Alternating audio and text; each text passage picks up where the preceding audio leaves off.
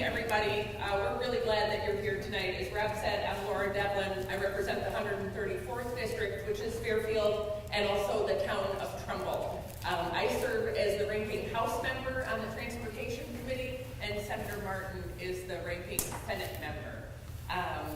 Let me ask a question before we get started. Who in this room is in favor of tolls? All right. And who is not in favor?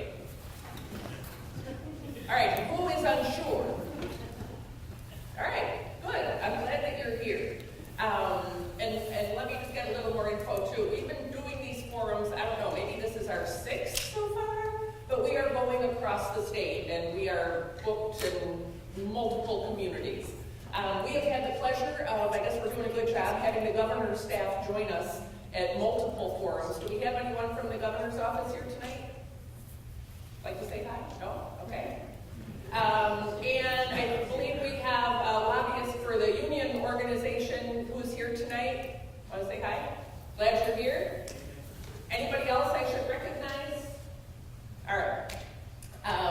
So before we get started, but I also want to let you know and be straight up front with you, I am not in favor of tolls.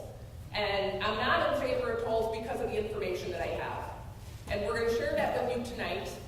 Some of you may leave here still in favor. A-okay. We hope for some of you that are unsure that we'll provide some information that might help you make a decision. And for those of you who are against, you may have some information shared with you to reinforce your position. Our presentation, granted, is pretty dense, and we're going to try to go through it quickly. We're going to hold any questions till the end, and we will absolutely spend time for your questions, but we want to just bang through this information as best that we can. So let me first just go through our goals for tonight. We want to provide some background on transportation funding. There's a lot of questions about the Special Transportation Fund. What is it? Where's the money go? We also want to build your understanding about tolls. Yesterday in the Transportation Committee, we voted out, well, I didn't vote out. The committee voted 3 votes out in order for tolls to proceed. So we'll talk a little bit about those, but all of them share some commonalities. And we'll also offer an alternative approach that you'll hear about. And as I mentioned, what we really want to do is answer your questions. So over the past several months, we have put out a question on our Facebook pages, to our emails. Granted, it's not a scientific survey. It came from Republican caucus members, so who knows who signed up on them. I know I have Democrats and unaffiliated voters, as well as Republican voters on mine. But we asked the question, can you, your family, your neighbors afford 82 tolls? And this was before the governor came out. He was still promoting truck tolls at that time. But we had a proposal that was shared with us, which was the 82. Maybe not surprising, the answer came back 9-1, no. But we also asked a question, so tell us, what do you think about, why did you give us that answer? And these are some of the things that we heard. Look, tolls are going to push traffic on the local roads. It's going to create safety issues. We also heard, well, we pay tolls to every other state, so why isn't Connecticut having tolls too to get in the party on that? We also heard, well, if you put in tolls, I'm going to be taxed to and from my way to work. It's just too much. We also heard that tolls are a good thing. We will get out-of-state drivers. We will get trucks. Let's go do that. They're automated. It will be easy.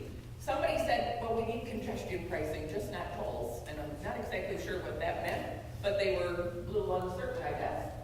We also hear, just put them on the borders.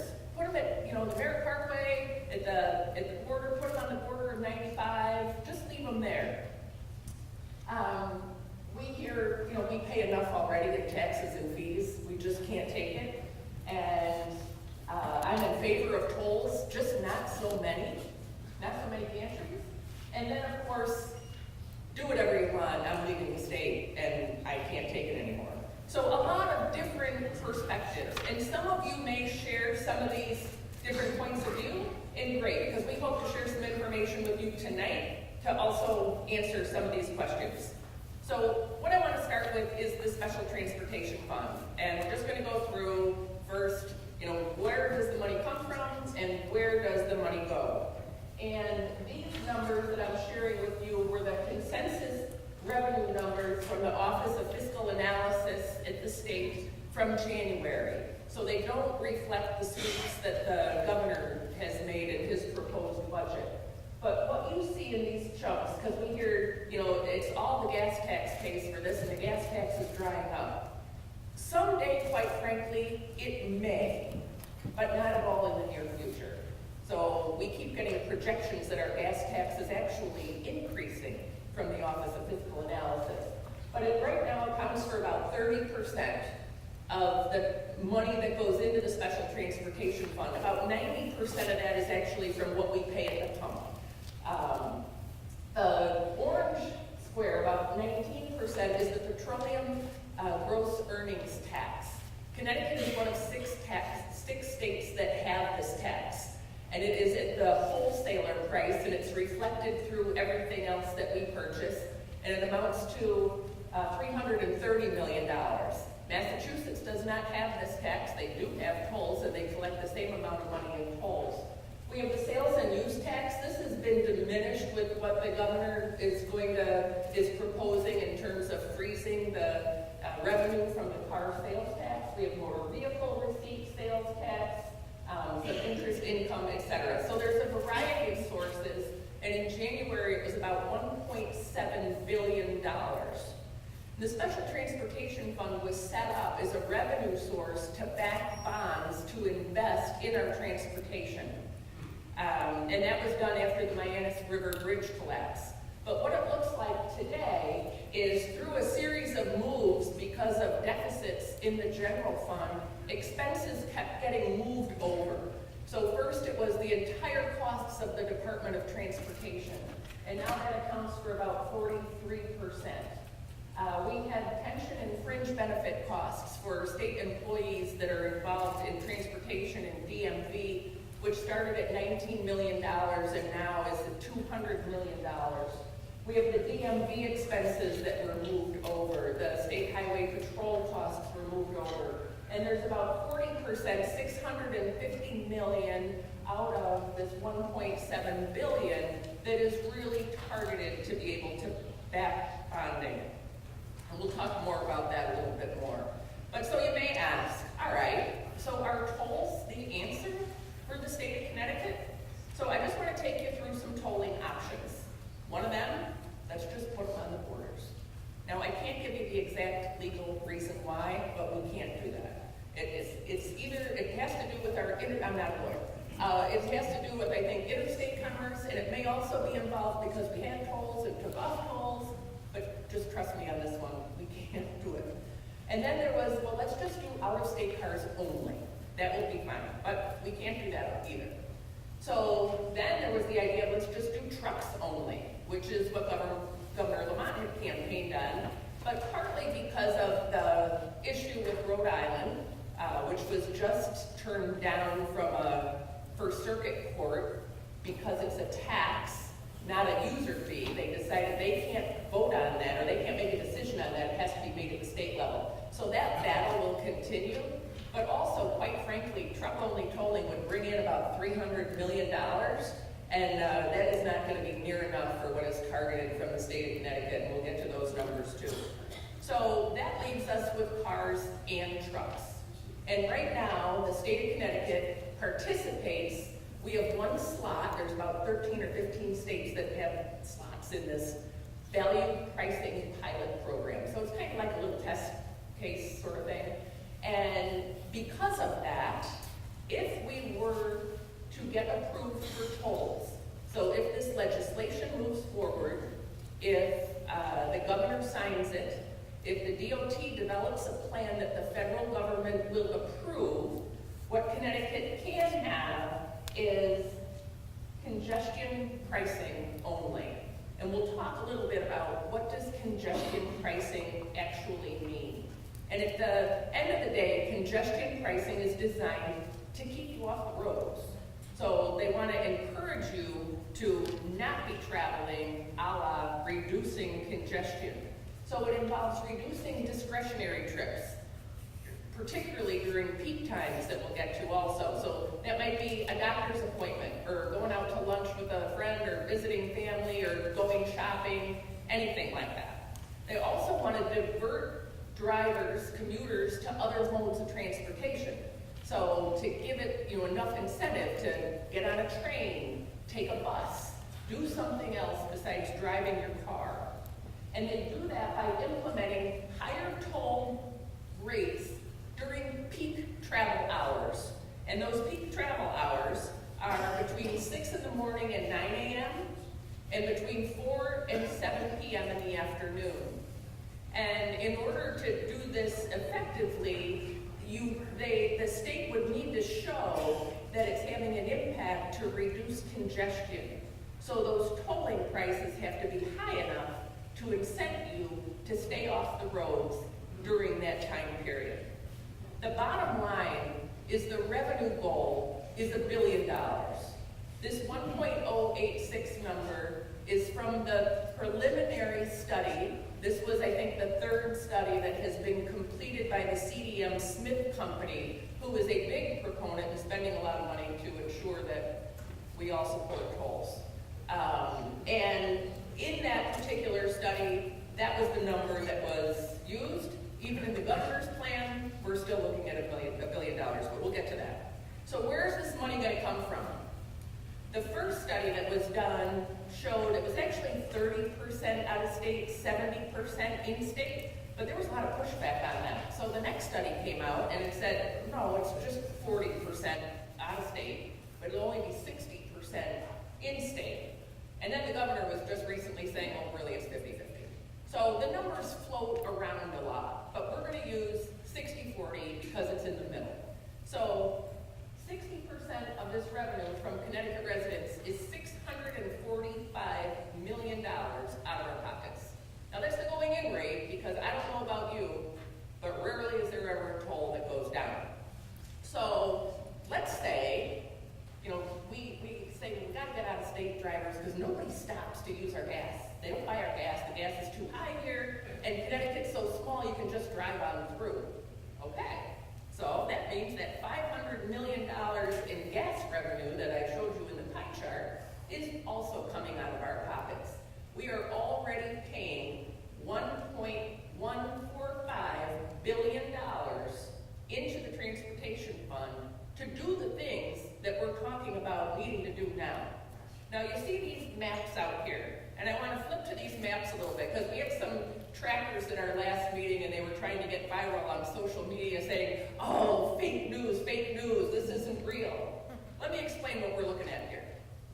This map actually was developed with a tremendous amount of thought and rigor. Now I am not at all saying I agree with it, but what's behind this was, well, first of all, millions of dollars that we spent to be able to have this developed, is that all these red dots represent proposed gantries.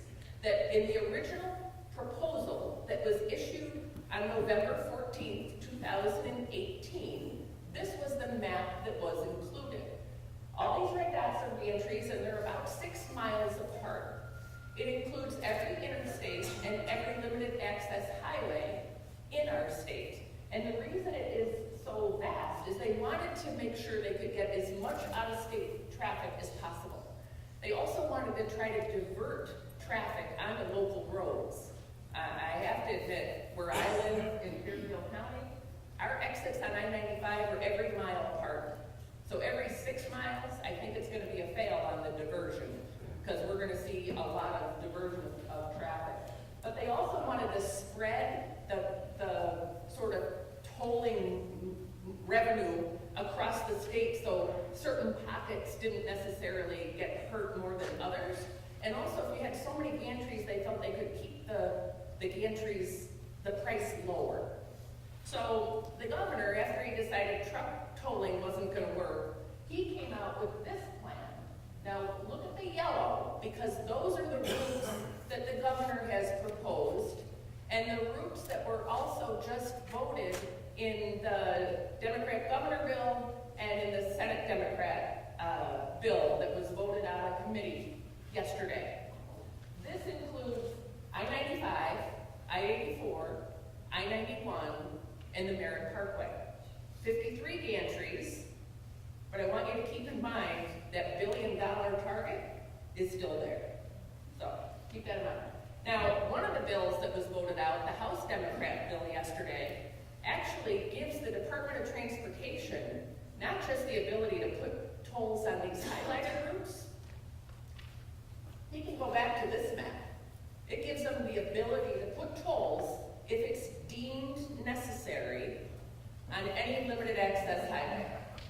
Now, I gotta tell you, as a resident in the state of Connecticut and serving my 5th year in the legislature, I have yet to see a time when we haven't deemed it necessary to take more money out of the pockets of the people of the state of Connecticut. So I can only envision that this might be the starting point, but this is more likely to be the ending point.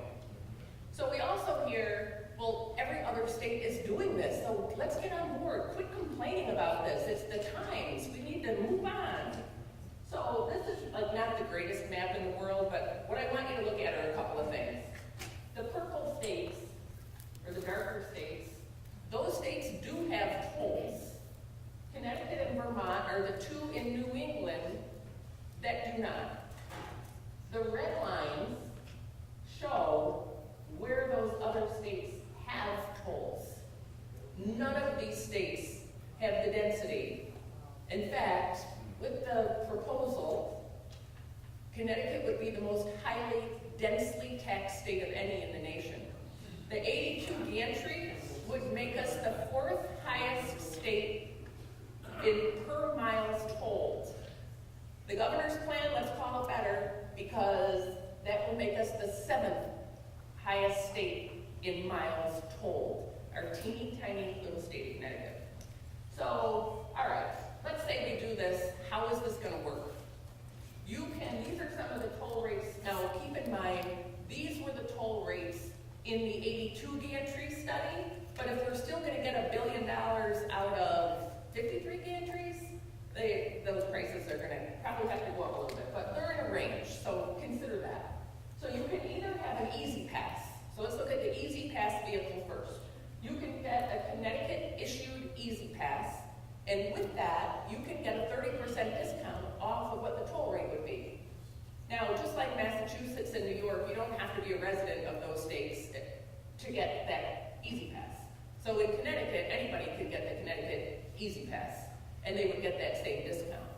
There's also a commuter discount that's being talked about. Nothing really formally planned out at this point, so it's something like, let's say you took 40 trips, or 20 trips, 40 times, back and forth.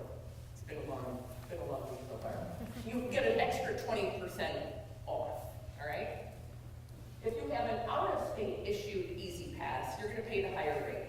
And now the only thing I can say to you about an Easy Pass is absolutely convenient. You just drive through those things. Although when I'm going through them, so I have a son that lives in New York, and sometimes I fly out of New York, and I don't attach mine to the window. I keep it in the dash.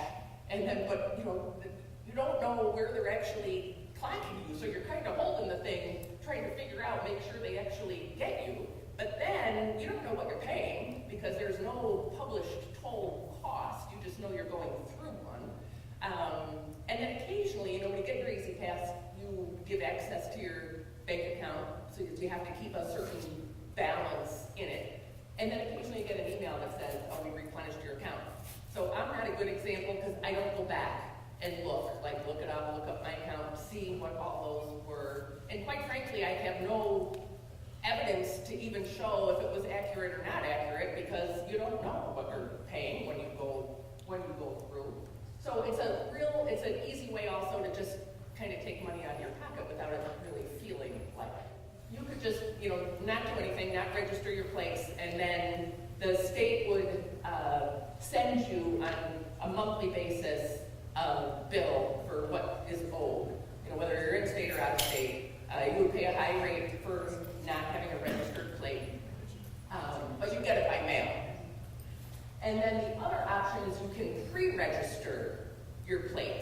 So that would basically work like an easy pass. You give the DMV access to your bank account, and then they could just pull the money out.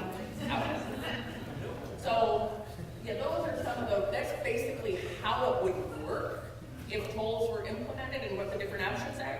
But we also have another alternative, so I'm going to turn this over to Senator Martin. So, is there an alternative to tolls? We believe there is. Here's what we have. We call it prioritizing progress. And when we put this together, this is what we had in mind. Stabilize transportation funding sources while not adding a tax burden to the people of Connecticut. This plan began in 2015, and we've been updating it as through the years. When Laura and I first got elected in 2015, we were both placed on the Transportation Committee. We got sworn in the first Wednesday in January, and by the third week we were off to the races, and we finally got to meet the Commissioner of the Department of Transportation. At that time, it was Commissioner Jim Redditor. So this is one of the comments that he made when he testified. For 120 years, we at the Department of Transportation have planned improvements based on money that we think will be available from revenue streams, and therefore we are always struggling to have barely functioning transportation system. So in short, what he was saying is that you could count on the money that was supposed to be in the Special Transportation Fund, and therefore it was just barely making our system, transportation system, just sort of operable. So, transportation funding does have some needs. And here's, in 2015, the department estimated that the future need for the next 30 years was going to be $62 billion. Within a month, and I think this line actually took place first. The Governor of Illinois proposed Let's Go Connecticut, the transportation initiative that he put together in 2015. And he says, well, I'm going to need $100 billion over a 30-year period. Pretty big disparity between the two of 62 to 100. But the governor didn't really have a way of funding it. He put the plan together, but didn't tell us, gee, here's what we're going to do, or how we're going to fund it. So currently, this is how we do fund our projects. We use special tax obligation bonds called SPL. And that is money that we borrow for about $750 million annually. We also receive federal funding to the tune of about $732 million. And by the way, when you look at a gas pump, every gallon of fuel that you pay for, we pay 25 cents to the state of Connecticut, but we also pay 18.5 cents to the federal government. For every dollar we send to the federal government, we receive back about $1.65 or $1.70. And the reason for that is because the formula back when this was started was because we had no tolls. We received more money from the federal government as opposed to our surrounding states that did have some tolls. Okay? So, over a 30-year period, the two of those combined would give us $45 billion. But the need is actually 62 as per the Department of Transportation. So in order for us to really move forward, we need to find where's the money going to come from between the two. So the Special Transportation Fund is also known as the lockbox. And if you remember voting this past November, you all voted for the constitutional amendment to have the SPF Transportation Fund be the lockbox. And it's made up of two components. The first one, Laura covered, and I put it in a different graph, but it's $1.7 billion. And as said earlier, originally that was funded with the motor fuel tax in 1984. And through the years, the expenditures from the general fund were transferred over, sort of crowding out funds that were meant to be used to repair our roads, our bridges, and our railways were crowded out. All of it now, $1.7 billion is towards our expenses. About 13 million, that's like 0.008. $13 million is actually used for repair. The other side, the other component, is what I just showed you. We have the federal funds as well as the STO funds. Those are what we use when you drive on the highways today, and you see construction work. And this is where the money's coming from, right there. All right? But we still have to find that gap. Where are we going to get the funding to provide the necessary resources for the DOT? What other sources are there available? I'm sorry we can't read that. But there's another means, and this is where we bring in prioritizing process. Right? It's a plan to address long-term transportation needs in Connecticut. And what we do is we utilize GO bonds. We respect the bonding cap, and I'll go over that in a little bit. We take care of the core investments of the necessities of our state. There's not only transportation needs, there are also the needs for municipalities. We give them money. We also have buildings, government buildings, that we also have to take care of. So, in the end, we are able to give additional money to the transportation department. Here's what it looks like. Proposed GO bond allocations. We use the statutory bond cap. Again, the last session, we had a bipartisan budget. And out of that bipartisan budget, there were things that we didn't like, but there were some real structural changes that took place. We had a spending cap, we had a bonding cap, and volatility cap. All sound financial decisions that we made that going forward are going to be very, very helpful for us to be fiscally disciplined. Beginning with this, the state core needs. This is the GO. The bonding cap, let me just pause here just for a second. That bonding cap at one time, there was no bonding cap. When the previous administration came into office, the amount that they borrowed every year was about $1.7 billion for the GO bond allocations. 1.7. By 2015, here's what they are. School construction. This school most likely was built with GO bonding money. We have school security grants that we provide. We take care of UConn and also the local community colleges as well. We provide money for clean water fund grants, housing, Crumbling Foundation. You all heard about that in the northeast part of the state. We're doing our best to help them. Small Town Economic Assistance Program. You here in Waterbury would be receiving LoSAP money. All part of your budget here at the municipal level. And then these are the other things that we also provide. These are the core necessities that we made sure to address in this plan that we have. And by the way, we gave it a haircut. They received a large amount of money, but we gave it a haircut. That's something that we thought was reasonable. When you add it all up, it's $1.3 billion. The difference is, if you can't read it, it's $700 million.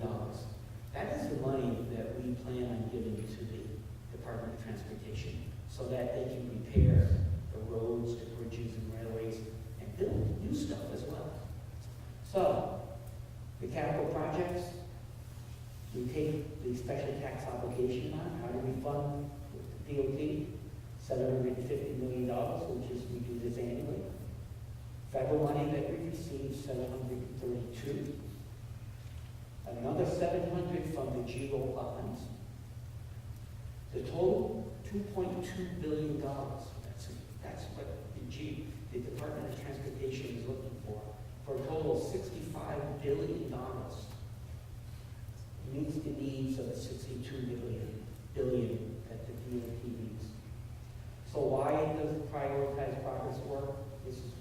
We feel that the bonding should be used for long-term capital projects and assets. That's why this is why we bond. Not for pet projects, not for political handouts. We got rid of all of that in our plan. Current GEO bonds, we currently, in the bipartisan budget, the special transportation bond was short, I think $380 million. But we put in a car tax, sales car tax into the special transportation fund. And then that made a balance. But then on top of that, we used part of this plan. It was negotiated. We wanted to do the 700. But negotiations are negotiations. So currently we have $250 million that the DOT has in order to fix our roads and or do new repairs or construction. We provide a transportation funding plan that works with current state resources. We're not asking for anything more from our citizens. We're staying underneath the bonding cap. No tolls, everybody. And we provide a steady, predictable flow of money for the transportation infrastructure funding. Lastly, $65 billion for transportation funding over a 30-year period. I'm going to turn it back over to Laura here. Thanks, sir. All right, I'll walk around this. All right, little more lady. Okay, so we've sent a lot of information your way. And so what can you do? Honestly, regardless of your position, these are some things you can do. Just because bills have left the committee, that does not mean this is a done deal. As I mentioned, I'm clearly not in favor of tolls. There is a lot of money being spent to influence people and put pressure on legislators to support them. I would suggest you contact your legislators, contact your state reps, contact your senator, contact the Speaker of the House, the President of the Senate, and also the Governor. You can write letters to the editor, you can sign up for toll alerts, and you can join grassroots efforts. So those are some of the things you can do. But we really want to switch now to the most important part of this program, and that is to answer your questions. So our colleague Jen here has a microphone, and if you would like to ask a question, just come over here and find out, and she will hold the microphone. My question to you is, if we reinstitute tolls, what will be the effect upon our monies we receive from the federal government?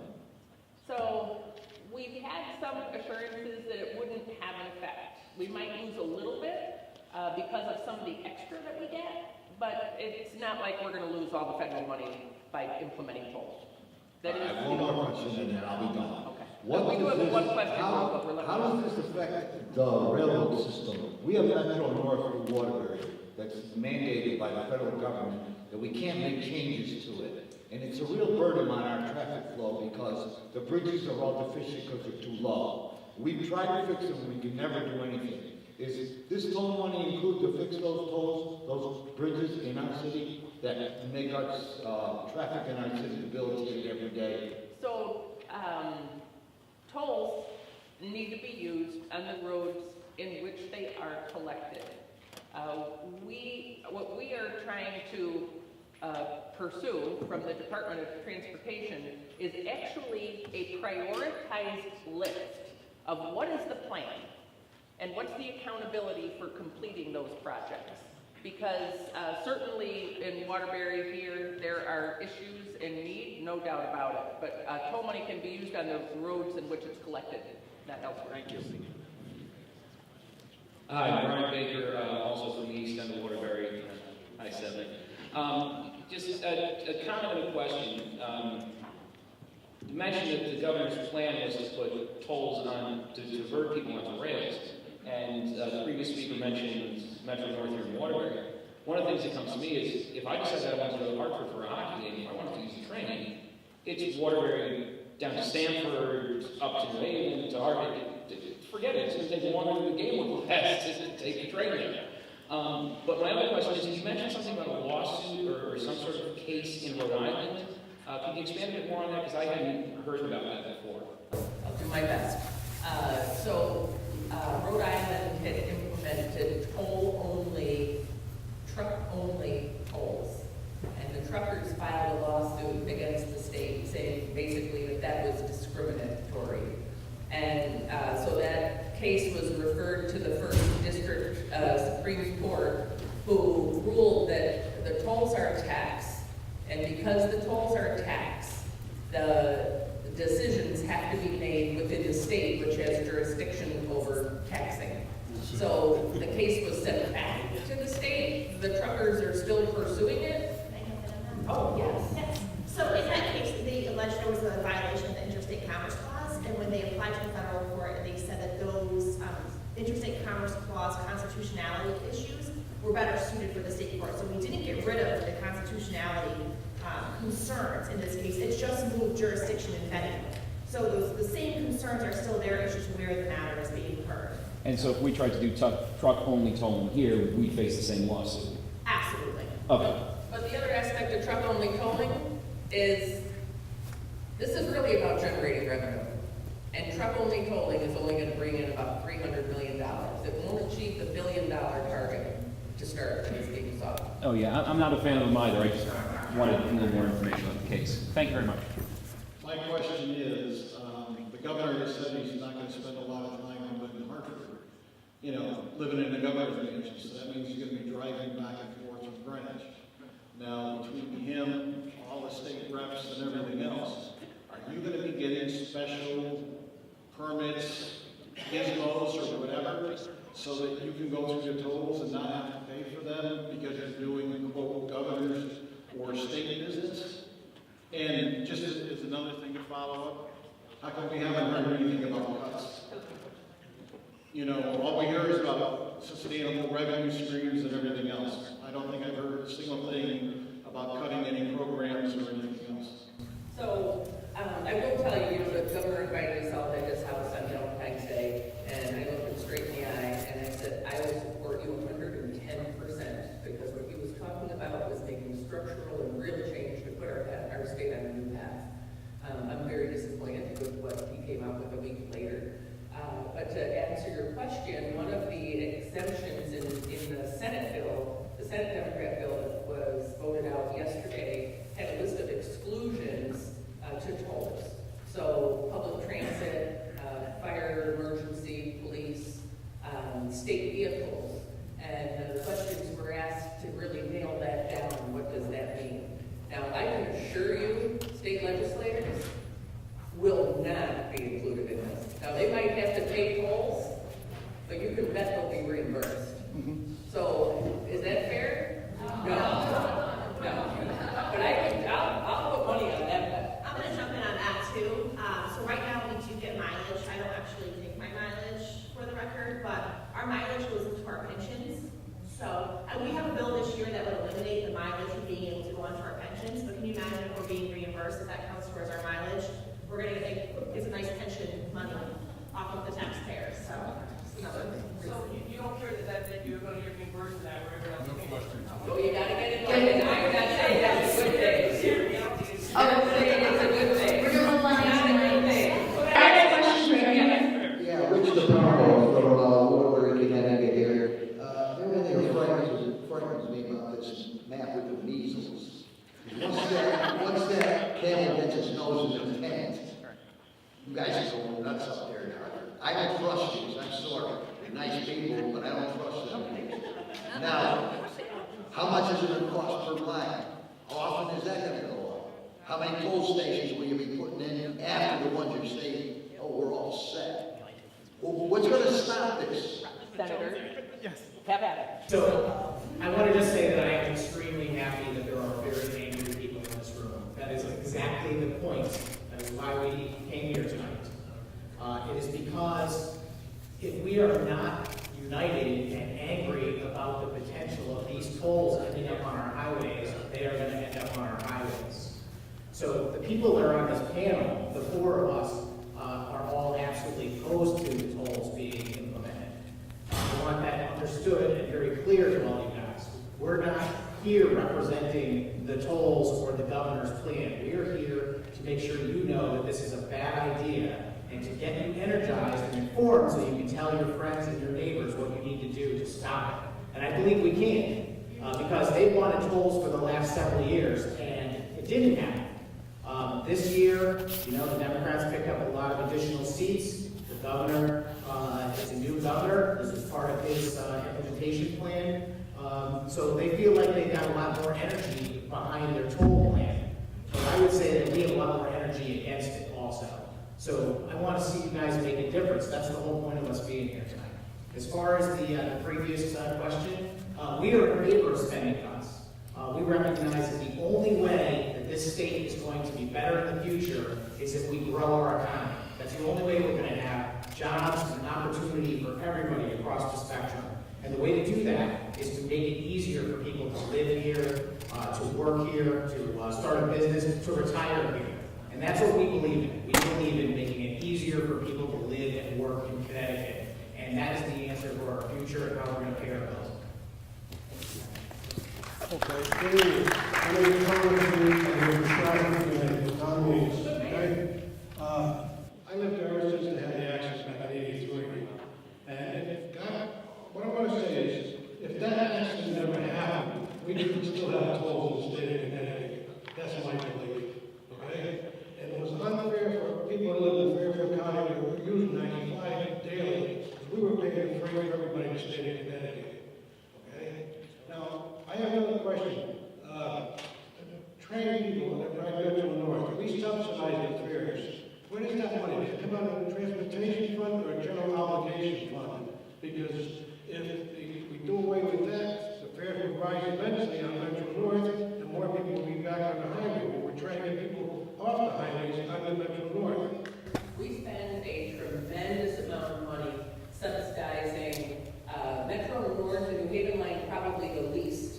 The shoreline route very high. The New Hartford line is significant. The busway is huge. So all of that rail is subsidized at varying degrees, and it comes out, if you remember that pie chart of DOT expenditures, those subsidies are in there. Okay. Can I say one more thing? It's about the busway. It was like, I believe, $500 to $600 million. But there was $400 million that was federal funds for that. And if we did not use it on that dedicated busway, it would go to other states. So that's what I believe. And the state of Connecticut would pay maybe $200 million tops towards the construction of that. I'm from Bristol, and we have a busway coming into Bristol. Absolutely nobody on the bus, but it runs an annual deficit of $22 million a year, $23 million. That is obscene. Okay. Devlin Sen from Waterbury, a couple of questions. When I was in the legislature years ago, I put in bills for tolls, and legislative amendment for your office, the Clean Act said that we would lose, we'd have to pay 80% of the highway money that would go to the federal government. Is that still true? So the information that we have been able to get from the Office of Legislative Research is that it is not. Why did they tell me that in the 90s? And it might be because they've also changed, what we understand from them is that they have changed their language. And it may also be because of being part of this congestion pricing model that, hikes, the fares are really never the same. They're always changing. I also was told by them that we would lose a couple $100 million which you get because we didn't have tolls. When you do that, no jokes. So let me just address the agreement. So the reason why, the reason why we wouldn't have to pay it back is because we fulfilled our obligation of the agreement. We paid off that The 80%? We Of the paid federal off the highway money money. that we received for them for that. Because every federal highway is 20, we pay 20, they pay 80, correct? Yeah, and that. Go ahead. So, and the second part of that was. Second part was we lose funds, I think it's environmental Yeah, so protection. that was $60,000 So How much would that be, 200 million we lose? So, the information that we've seen is we would know. However, I was that told it was based was. on the formula, and part of that agreement was no tolls, right? Because we received a higher amount of money, because of no tolls. And that part of the agreement has changed and is no longer in the agreement. So So we're not getting money from so environmental we protection. still continue receiving that formula. I think what may happen is the surrounding states will say, hey, wow, I know, Connecticut now has tolls. They were given more money because they didn't have tolls, but now they do. So there may be a little backlash. My question though, can you answer that? Are we gonna lose the money that environmental protection gives us if we don't have tolls? It's the same, the answer is no, because the agreement has been changed. All right. Continuing on, all right. So what you're saying is all the money that's supposedly going to Lockbox has been used for something else. None of it's being used for transportation. $1.7 billion. Of the 1.7 we collect. Transportation fund is been crowded out with expenditure, and about 13 million of that now is being used for something. And that's it. So now the new funding you want, you still borrow. You want to borrow money. The $2 billion that you want, you're using borrowed money for that, correct? 700 million of that. They would be using the GEO bonding, a portion of the GEO. So how do we pay back the 700 million a year that you want to take out of the bonding? As you know, being legislator, you understand that all projects, long-term project assets are always bonded. And you look at municipal budgets, all capital improvements are bonded.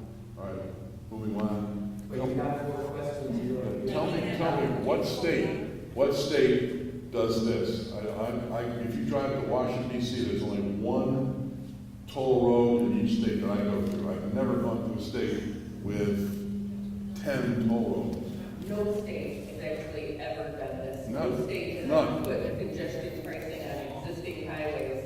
And even the feds were sort of befuddled by what Connecticut had come to them with as a preliminary, idea. The other thing I just want to make a point of, when we're talking about revenues and costs and losing money, study to study, the numbers shift. So let's say it's anywhere from $350 million to $500 million to install tolls. And that's why we see a lot of advocates who are in that business trying to put a lot of pressure on Connecticut to do this is a good idea. And I guess if you were in that business, you'd do the same thing. It'll also cost on average a going in rate of $100 million a year just to maintain those tolls. And that doesn't include the money that we would lose. I think Massachusetts now is seeking $25 million from out-of-state drivers. Who haven't And paid. part of this also would be a reciprocity agreement. So if you snuck through those tolls, Connecticut will report you, and if you don't pay them, your registration will be suspended. So there's no way they consider an entrance toll, correct? No. But we don't need tolls. We could do this another way, because there's a misnomer that by tolling, we're not bonding. Tolling is still a total bonding program, and with prioritized progress, we're already paying over $1 billion to invest in our transportation infrastructure. Remember, So we don't need to keep all the people here from Waterbury pay more car taxes than you from Fairfield, you from Woolpit, and you from Bristol.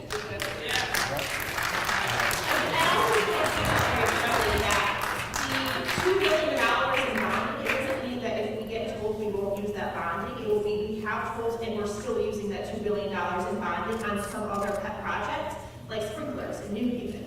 So don't be fooled that if it's tolls or bonding, if we get told it will be tolls and bonding. We're just trying to prioritize what we need to do with our bonding rather than utilizing the tolls.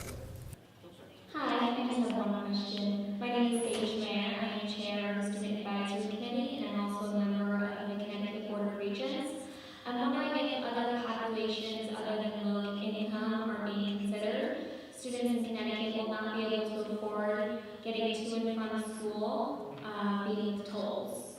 We hear from a lot of different groups, which also makes you wonder if tolls really are a good idea. At our public hearing, it was suggested that maybe or, other public workers are exempted. And that all starts to eat, right? It's the revenue target of $1 billion. There are other ways to do this than burdening not only students, but all of the residents of the state of Connecticut. Absolutely, thank you. If you look at, I ran the numbers for a 5-day travel from Waterbury to Harvard, just because that happens to be one of my commutes, $800 a year per car. The average household income in Waterbury is $40,000 a year. Can you imagine what 2 cars, $800 a year would do to people's baseline budgets in a community where the average household income is $40,000 a year? It'll be detrimental.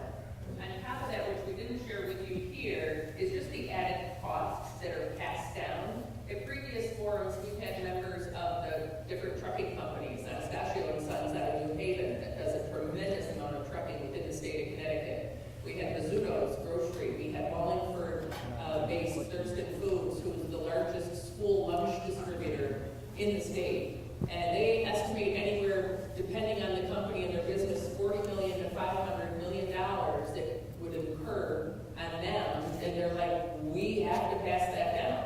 So whether it's a service or a product, because somebody's also mentioned in another forum, or it actually was in our committee meeting, well, my residents don't drive, a lot of them don't drive, or, so they don't, it's not going to bother them. It is going to bother everybody because the cost of everything is going to go up. My name is Devlin Rodriguez. I'm from Waterbury. My biggest question is how the businesses are going to deal with all this revenue, and it's going to be passed on to the consumer. So really, we're going to be paying double tax. We're going to pay full tolls, plus the consumers are going to be paying for the food that we eat. That is going to be trickled down. So how, if there's any study that it's going to be affected to the business community? So much like what I just shared with you, we have had members of like Fairfield County Business Association that say, yes, this is a good idea. And I have to say, we're on the cusp of now what will be the largest tax increase in our state's history. Dan Malloy's 2011 tax increase, that was our shared sacrifice, and it was 9 months retroactive, if you remember that, was the first largest. We have the second largest in 2015, and this will blow them out of the water. So if you're recruiting workers into the state of Connecticut that aren't working on hold, I think it's very difficult to entice someone with such a high cost of living to be able to come here. And the toll proposal, what you see here is just tolling for now. There's a phase 2 if you read the report. You can go to the DOT site, and if you put in toll study, the first thing that will come up is this report that was issued last November. And what it includes is sort of phase 2, and that's what gets at the congestion. The plan is through 2025 or something of the nature to 2040. We will have I-95 and I-84 under construction to add another lane. And by 2040, what that will do is in western Connecticut, we'll gain 5 miles an hour in speed. So instead of driving 40 miles an hour, they estimate the average speed during peak hours would be 45 miles an hour. And on the eastern side, where it's a little less congested already, they may gain 9 miles an hour. So I am an advocate of, we have a transportation commissioner who's been here for 3 months. I think he is awesome. I really highly respect this guy. I think we can invest in projects now with what we have, and let's give him a chance to use his knowledge and experience and bring the right people together to put together an integrated plan that really looks at our whole infrastructure, our roads, our rails, our ports, our airports, and have a vision. There's no vision articulated for what Connecticut would look like, in a 21st century transportation system. So let's do that. And then let's figure out what we're paying for, because quite frankly, parts of that, there might be tolling that would make sense. But I'm sorry, this is a money grab. Money grab. One more thing real quick. Last Saturday I was at the Black and Foreign Campus. They had something in Waterbury, and I asked the same question, and it was, they came out with this $1 million revenue, and I asked them how many tolls are going to be put in to get to that revenue, and and they couldn't answer that question, because they don't even have a plan of how many tolls are going to be put in. The idea is 82 between that, but they couldn't even answer that question. How many tolls are there? So I gotta just say, this is the 82 is what was in the November report. The governor came back with the highlighted groups. But you're right, there's no plan. We're voting on this with no solid plan. Good afternoon. My name is George Stable. I'm here from Waterbury. I've lived here my whole life. I commute up to the Hartford area. I estimated my cost to visit my friends, family, clients, church at a couple $1,000s a year, possibly based on these random numbers. Who knows what the numbers going to be? I was going to ask a question, but instead I'm just going to make a statement. I'm very heartened by how many people are here exercising their civic obligation and their right to speak. And I wish that everybody could go to some of the no-toll rallies, call your state representatives, all of you are here, your state senators. I also think a lot of us in Waterbury with the Board of Aldermen meeting, take the 5 minutes and speak and say, we don't want tolls. There's a city state representative on the board. I like him, he's a great guy. But we need to be telling our local representatives to go back to our state representatives and to the government and say that we, the citizens, don't want this. My name is Thomas Morris, I'm from Waterbury, North End. I tell you, these tolls look good. I have to go to the Yale once a month. I drive a person to St. Mary, to the VA hospital. There are people that's got to go to these hospitals down New Haven way, and there are people that I talk to that lives in New York that crosses the border to the VA hospital. They have to go. And my daughter, she lives down in West Haven. She's got to go to, I think I heard this by Derby to go to work. This is going to cost people. I'm a senior citizen. You know, I don't know how many senior citizens are in this group. But the thing is, we cannot afford more taxes at all. The taxes in the city of Waterbury are ridiculous. We cannot afford it. And I cannot move out of this state. If I could, I would. Thank you very much.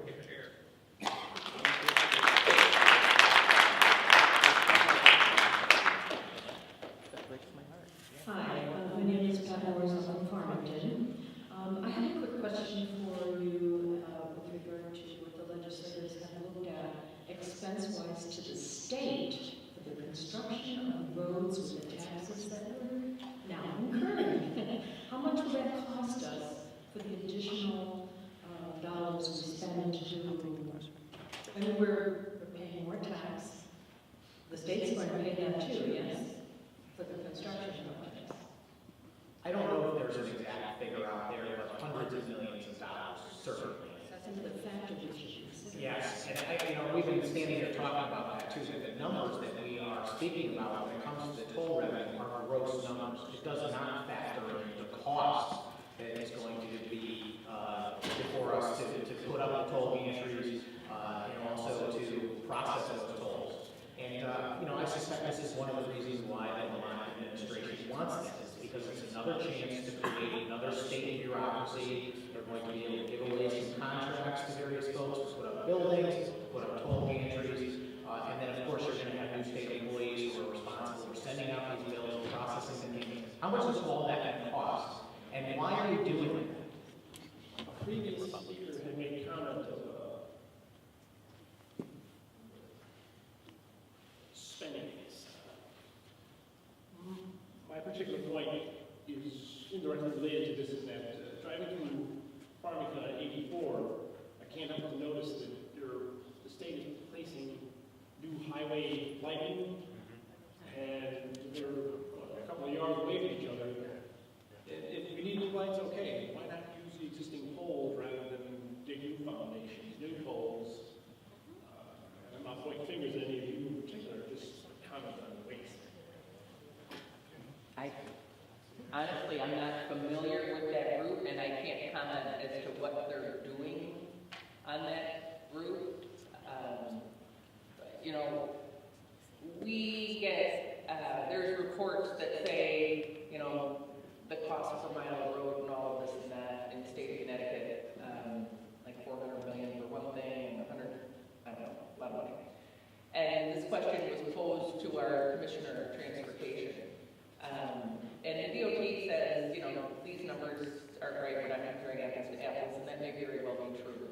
But we do have high administrative costs, and whether or not it also has to do with certain prioritization of projects. Again, I'll say I really respect our DOT commissioner. He's been on board for 3 months, and I think he will look for efficiencies and is also, committed, as is the governor, quite frankly, who I think visited the DOT workers for the first time ever. They've never had any governor ever meet the people who are actually working on our roads. So I think that we're going to move in the right direction in terms of more efficiencies is my bottom line, my point. That answers your question. Stephanie, thank you for presenting me. Hi, Megan Portfolio from Middletown. So for every dollar that's generated from the tolls, when you back out the operating and administrative costs, what's the actual revenue we would be receiving? Is it like pennies on the dollar? Is there any study done? Or like in Massachusetts, what are they showing? Is it like 10 cents per dollar is an actual revenue? So, yeah, Senator Sampson was just saying he's heard 60 cents, and honestly, I haven't looked at it from a cents perspective, which is a good point, because we should, and it's probably something that I have that I haven't read yet. But one thing that we were talking about at our committee meeting yesterday, Representative Tom O'Day, who is from New Canaan, raised the point that I think it costs Massachusetts and others $1 something per letter that they need to mail to people out of state to even collect those tolls, of which then they don't even collect.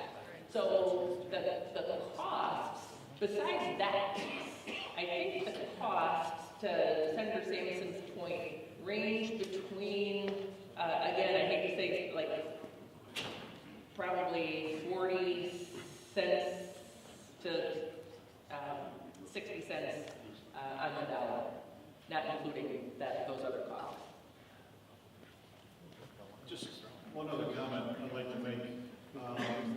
When you do vote on these bills, can you please sit there and stress the fact that we need to know how you vote, and you don't sit there, and not necessarily you guys, but the rest of the legislature doesn't hide behind that little thing that if it doesn't come out within 15 days, it automatically goes through. That's not what anybody was elected for.